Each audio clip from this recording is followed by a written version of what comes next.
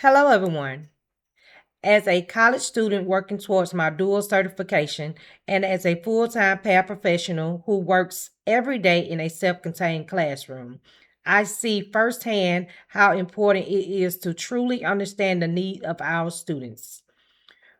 When we look at the official rules under the Individuals with Disabilities Education Act, or IDEA, we have a choice to make. We can either look at our students through a deficit mindset, focusing only on what they can't do, or we can focus on their unique learning styles and strengths. In my daily work with grades second through fifth, recognizing the early signs of specific learning disabilities helps me step in early. Whether it is a student struggling to sound out letters with dyslexia, losing focus due to ADHD, or mixing up math columns with the lexical, if I'm pronouncing it right. These are abnormalities. These diverse profiles are a standard part of our classroom demographics, and knowing this helps us plan ahead to include everyone right from the start. To help make my students truly thrive, my lesson plans have to look at the whole child. That means supporting their thinking, their communication, their social skills, and their emotions all at the same time. Cognitively, I use high leverage, research based practices. This includes explicit step by step instructions and colorful graphic organizers so their working memory doesn't get overwhelmed.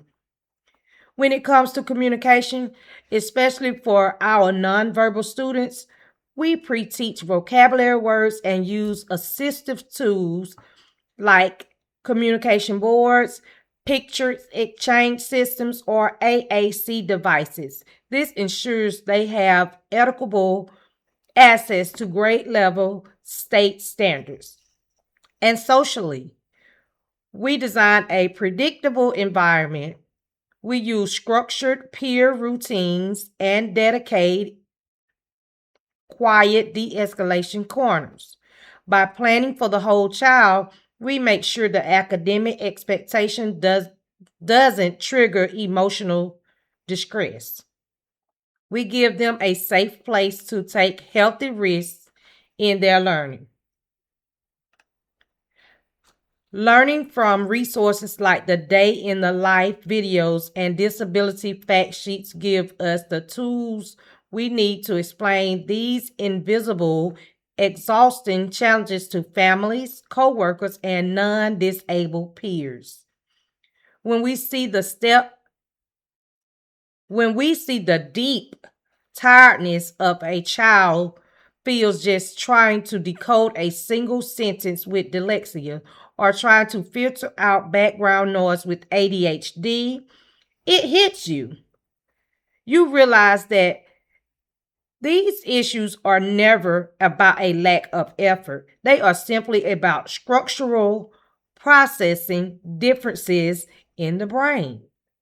I use these insights to advocate for my students during multidisciplinary IEP meetings by sharing proven tools like visual pacing charts, clear phonics lessons, and hands on math counters.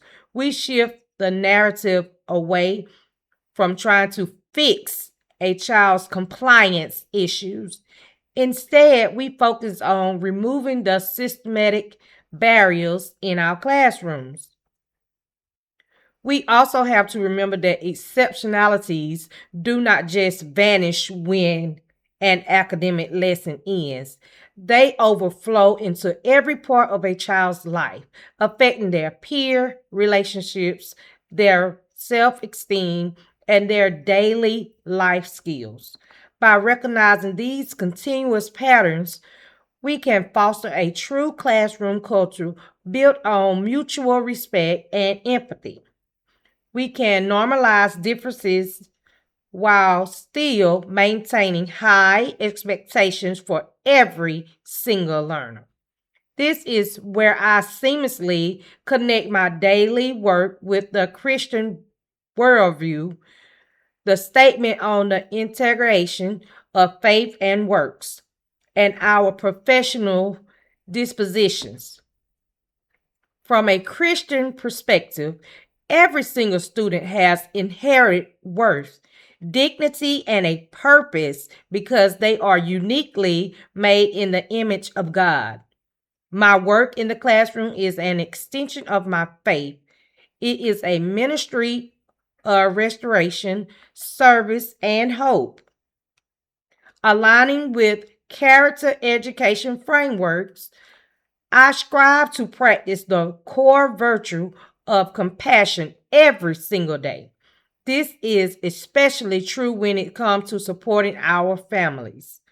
Practicing the disposition of respect for diversity allows me to extend deep sensitivity, grace, and practical wisdom to parents who are navigating the heavy emotional weight of an initial disability diagnosis. By acting as a collaborative, trustworthy ally, I can guide families through the structural complexities of special education. Together, we can make sure they feel valued, supported, and genuinely hopeful for their child's educational journey. Thank you.